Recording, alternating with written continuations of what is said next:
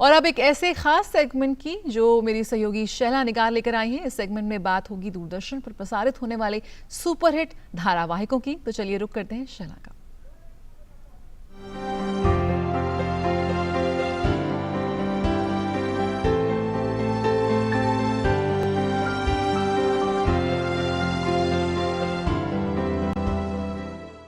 नमस्कार, मैं हूं शैला निगार। हम बात करेंगे दूरदर्शन पर प्रसारित होने वाले शानदार धारावाहिकों की। तो सबसे पहले बात पौराणिक धारावाहिक श्री कृष्ण की। श्री कृष्ण के इस एपिसोड में आप देखेंगे कि श्री कृष्ण दाऊ को जरासंध के जन्म की कहानी बताते हैं। साथ ही साथ ये भी बताते हैं कि जरासंध में आखिर क्या खास बात है। इस बीच जरासंध अपनी लगातार हो रही पराजय से बौखला गया है। आप जरासंध को नहीं जानते दाऊ भैया।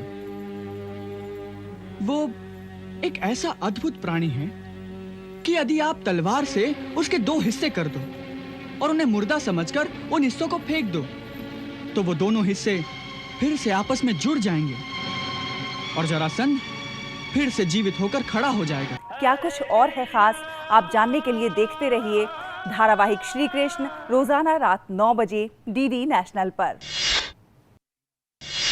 धारावाहिक विष्णु पुराण के इस एपिसोड में ध्रुव की कहानी में आप देखेंगे कि रानी सुरुचि ध्रुव को बिल्कुल पसंद नहीं करती हैं और उनके साथ अच्छा व्यवहार नहीं करती हैं। ऐसे में लक्ष्मी देवी भगवान विष्णु से कहती हैं कि ये देखकर आपको क्रोध नहीं आता कि एक बच्चे के साथ ऐसा व्यवहार हो रहा है। तब भगवान विष्णु कहते हैं कि चुनौतियों का सामना सभी को करना चाहिए और अपने विवेक से उससे पार पाना चाहिए। पिताश्री, पिताश्री, पिताश्री।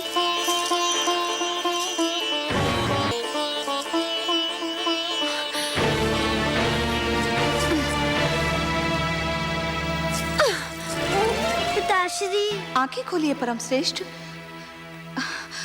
देखिए कितना अन्याय हो रहा है। सुरुचि ने कितनी निर्ममता से उस नन्हे से बालक का हृदय तोड़ दिया। आपका मन इसलिए भर आया है देवी कि आप स्वरूप में नारी हैं और हर नारी में एक माता छिपी होती है। देखते रहिए धारावाहिक विष्णु पुराण डीडी नेशनल पर रात 8 बजे।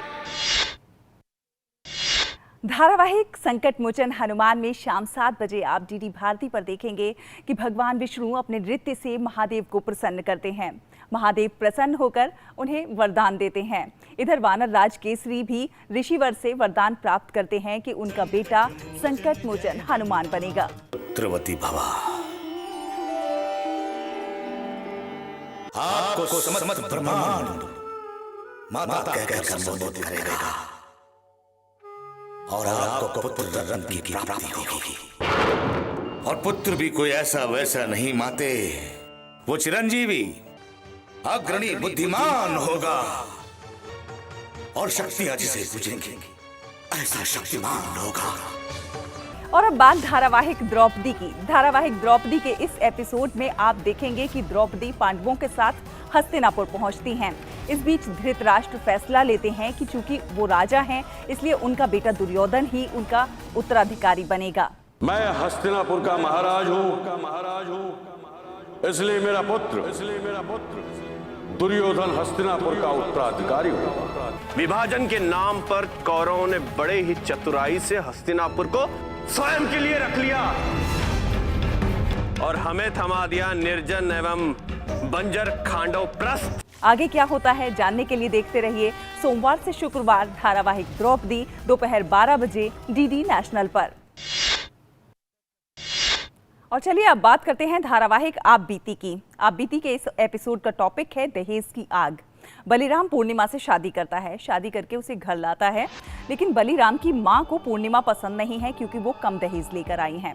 जो बहू इतना मामूली दहेज लेकर आती है वो ससुराल में अपनी पहली रात अपने पति के साथ नहीं बल्कि अकेले, बिल्कुल अकेले काटती है। मैं समझ गया। मैं समझ सकता हूं कि पूर्णिमा के साथ जरूर कोई हादसा हुआ है जिसकी वजह से आप अपना मानसिक संतुलन खो बैठे हैं। देखिए आप बीती रोजाना रात 11 बजे डीडी नेशनल पर। और अब बात बच्चों के लिए हमारी खास पेशकश गली गली सिम सिम की। गली गली सिम सिम के इस खास एपिसोड में आप मिलिए चमकी, गुगली, एल्मो, चिराग और उसके दोस्तों से और उनके मजेदार किस्सों से। अरे ये क्या है? ये मेरा टॉय मैंने अपने आप बनाया है बेल के लिए। बेल तो चिड़ी बहुत खुश हो जाएगी। हाँ, बहुत खुश, बहुत खुश।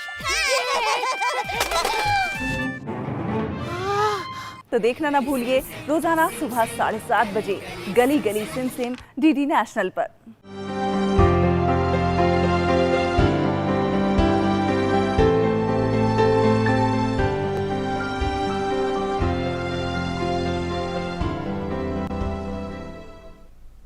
तो सभी के लिए कुछ ना कुछ है खास दूरदर्शन के नेशनल चैनल पर, इसलिए आप जरूर नहीं देखिए।